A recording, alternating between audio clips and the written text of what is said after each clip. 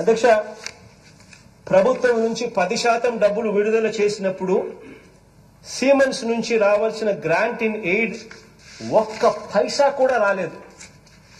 ప్రభుత్వం నుంచి 10% డబ్బులు విడుదల చేసినప్పుడు సీమెన్స్ నుంచి రావాల్సిన గ్రాంట్ ఇన్ ఎయిడ్ అంటే ఉదారంగా వాళ్ళు మనకి ఇవ్వాల్సిందే ఒక్క పైసా కూడా రాకుండానే అధ్యక్ష 5 దఫాల్లో రాకుండానే మన వాళ్ళు 5 దఫాల్లో కేవలం 3 నెలల కాలంలోనే 5 దఫాలు కూడా కేవలం 3 నెలల కాలంలోనే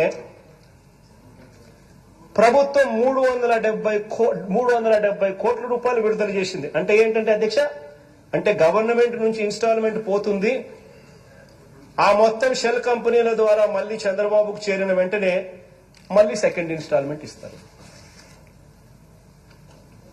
3 నెలల కాలంలోనే 5 దఫాలుగా 370 కోట్ల రూపాయలు విడుదల చేశారు.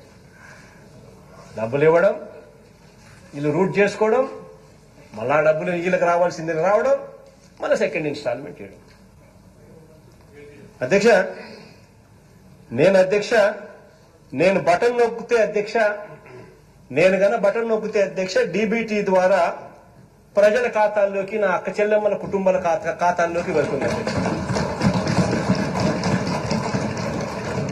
కానీ అధ్యక్ష, గత ప్రభుత్వంలో చంద్రబాబు నాయుడు బటన్ నొక్కితే అధ్యక్ష అదంతా కూడా అధ్యక్ష ప్రభుత్వం ఖాతా నుంచి అటు తిరిగి బాబు ఖాతాల్లోకి వచ్చే డిపిటి కార్యక్రమం,